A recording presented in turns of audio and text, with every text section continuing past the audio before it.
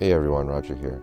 Today I wanted to talk about parenting and what I had to go through with my anxiety and depression and dealing with it while trying to take care of my kids at the time. So I learned a lot about life during those days. I learned a lot about my relationship with my children, and but it was really, really, really hard. It was one of the hardest things I think I ever had to experience in my life so far. Just dealing with trying to, go through the day, trying to find my happiness, and at the same time trying to make my kids happy at the same time. So it was really, really hard for me. So before my accident, before all my anxieties and depressions, I was a stay-at-home parent, stay-at-home father.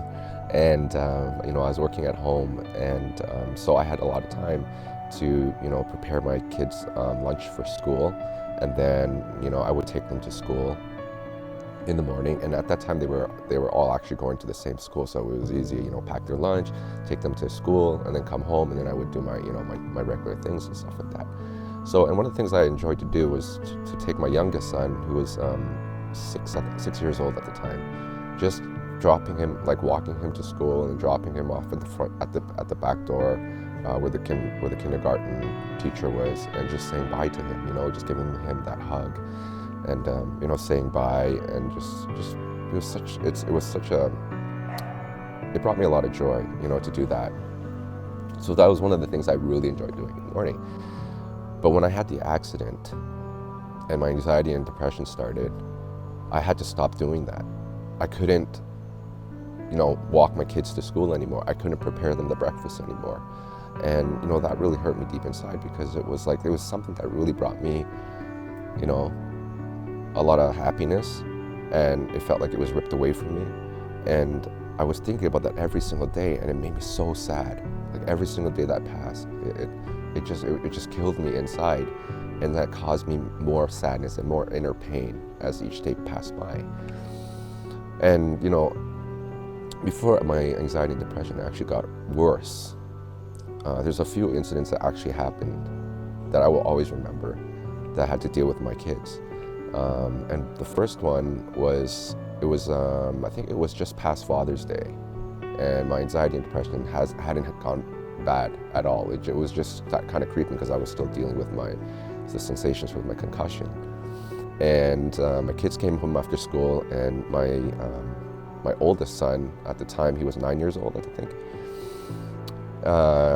He pulled out a Father's Day card, and then he showed it to me. And I was reading it, and it was fill in the blanks. And one of them was, what doesn't your father do with you? And his answer was, I think he was, what would you wish your father can do with you, or something like that. And then his answer was, play with me. And I looked at that, and I was like, play with me? Wow, that's kind of true. I spent so much time doing my own thing that I forgot to, spend that time with him, the father and son time, right? And I looked him in the face, and I said, is this true? And he looked at me, he didn't say a word, and all he did, he just started crying. He started bawling his eyes out. And I was like, why didn't you tell me? Sometimes I'm too busy, and I totally forgot and stuff. And he goes, I promise, they didn't know how bad my concussion was, and that my anxiety was starting. And I was just saying, I promised you that I'm gonna start playing with you more and stuff like that. But I hugged him, and we cried. I mean, he cried, and I almost cried. But that I will always remember. And then the second one was, as my anxiety and depression was actually getting worse, I knew I was getting sick. But my kids kind of knew. They had a sense that I was. So that one day I called them downstairs, all of them, all four of them. My youngest was 6. My oldest son was 9 years old. My youngest daughter was 12. She just turned 12. And then my eldest daughter was 14, I think, 14 years old. And so I brought them downstairs, and I was like, I know you guys know that I'm not doing well, and I don't know what's wrong with me. You know, I'm sick. You know, but I want you to know that one day that I am going to get better. I promise you. Okay, so don't.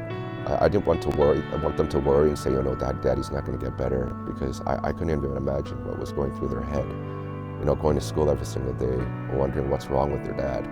You know, and you know, they all started crying, except for my youngest, because he didn't really understand what was going on. But you know, I gave them all a hug, and man, it was so emotional, because I think we were all crying, except for my youngest son.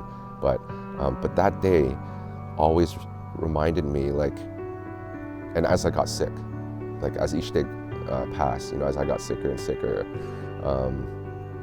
I started thinking about that day, like, oh my gosh, you know, I made that promise to my kids. I made that promise to my kids that I was going to get better, but how am I going to do it?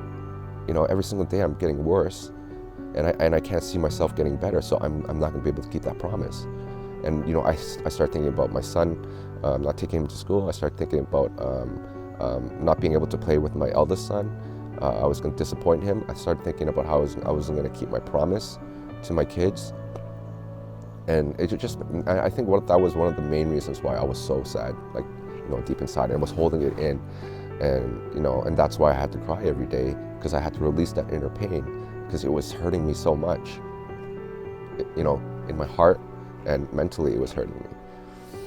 And the other incident was, this is when it was my anxiety and depression was getting really bad. You know, when I was having my panic attacks and stuff like that. It was my eldest daughter's graduation day. She was graduating grade 8.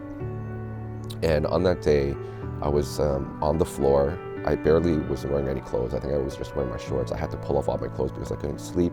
I couldn't breathe. I was just in it was very discomforting for me, because I just, I didn't know what to do, because my mind was so busy running with all these negative thoughts, you know, and I couldn't breathe. And so I was just on the floor, and she came over with her friends, and I quickly put on my shirt and stuff, but and I told her, I can't make it, you know, I can't make it to your school. I'm so sorry, and it hurt me so bad, because, you know, graduation, it's my first daughter. This is like one of the most important days for me, and I couldn't go. You know, I looked like a mess, you know, and I had to pretend, because she brought her friends over, and I had to pretend that I was kind of okay.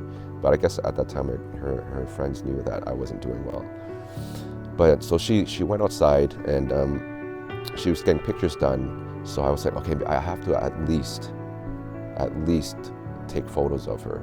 So I got up, I got my camera, I ran outside. You know, I took a few pictures before she went to the school for the ceremony. And then I ran back inside, and I was like, oh my gosh, this is such a great day, but a horrible day at the same time. I was so sad. And so she went to she went to school for the graduation. And as I was lying there, I was crying, because I wanted to be there so bad. But then I thought to myself, this is gonna only happen once in your life, right? And so, Roger, get up, and you need to go to the school, because she's gonna remember this day for the rest of her life, that her daddy didn't show up. When she goes up on the stage and she looks out into where other parents are sitting, and she doesn't see you there, she will remember that day. Like, even though she knows that I wasn't well, but still, you know, she's gonna remember. So, you know, I quickly put on my shirt, and I ran to the school, crying. And I went to the gymnasium, I sat down, and right when I sat down, she appeared on the stage, and I saw her look at me, and she smiled. She knew that I made it. And inside I was like, oh, I can feel that connection, you know, like I got myself up, and I was able to bring myself to do this, because I knew that this moment was gonna last forever. And so, but after she received her diploma, I couldn't handle large crowds, you know, and I had to leave, you know. So I got up, and I left the gymnasium, and as I was walking home, all I could do was cry. I cried all the way until I went home, because I was thinking how I could have been there more for her, and I couldn't do that. So, that day I will always remember. And, sometimes I think about it too, like to this day, but I'm thinking to myself, thank goodness I did get up and I was able to go there. So those are the moments that really hit me when I was going through. There were more, but these are the ones that actually hit me right here. But it was difficult, difficult to go through the stages of trying to heal myself and trying to I couldn't really parent anymore, do any parenting anymore, because I was literally not there for them during those like a year and a half or 2 years, like literally.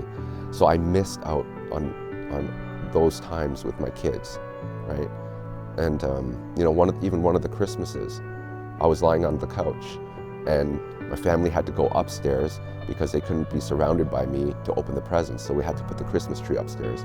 And as they were opening up the presents, and I can kind of hear them like laughing and stuff and whatever, I was crying the whole time while they were opening up the presents.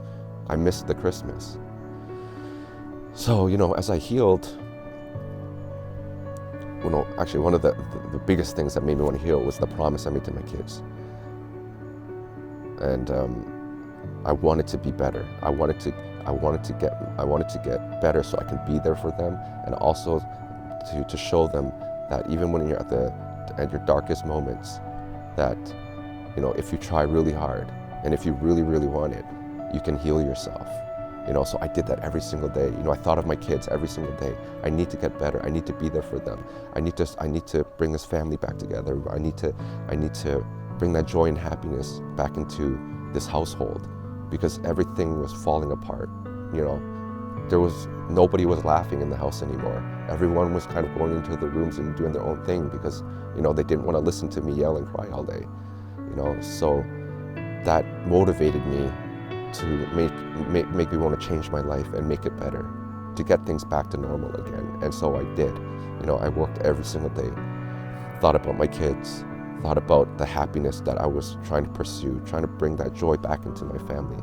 And they gave me that motivation. And if they weren't strong enough to go through those days, those times, I thank God so much, and I'm so blessed that they were strong enough to be there for me and to not break, to not break at all, because I couldn't even imagine being that young to see your father be sick like that.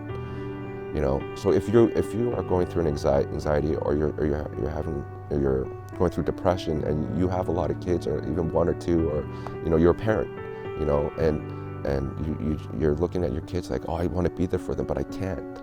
You can, and don't ever think that that you're not going to be able to bring everything back together again, because this is one chapter in your life that you're going to have to go through and deal with, and then you have to figure out how you're going to be able to help yourself, bring everything back together, but take their love, and try to communicate with them as much as possible, if you can, and just kind of let them know that everything is going to be okay. I'm going to help myself. I'm going to work on myself. I'm going to get better. Things are going to get better. And when they start hearing these kind of things, it kind of gives them that hope. And when they see you start getting better, then they're going to be even more hopeful, because they're going to want to look for that day to come. And when you do make that day come, where you heal yourself and you're better, they're going to be like, wow, my mom or my dad, they did it. And then when they grow up and they're going through the same thing, if they do, they're going to think back and say to themselves, if my mother did it, if my father did it, I can do it as well. And that's the mindset I wanted to, pass on to my kids. So one day, if they ever go through a dark time, they're going to look back and say, my dad did it, so can I. So that was me going through my anxiety and depression and parenting at the same time, and trying to bring my broken family, my once happy family, into a broken family back into a happy family. And everything is going well. After I healed and stuff, it's even better now. So don't lose hope. You can do this, and you can bring your family back together too, and make your kids happy, your parents happy, and everyone who surrounds you happy. So I will catch you next video, and hope you're having a great day.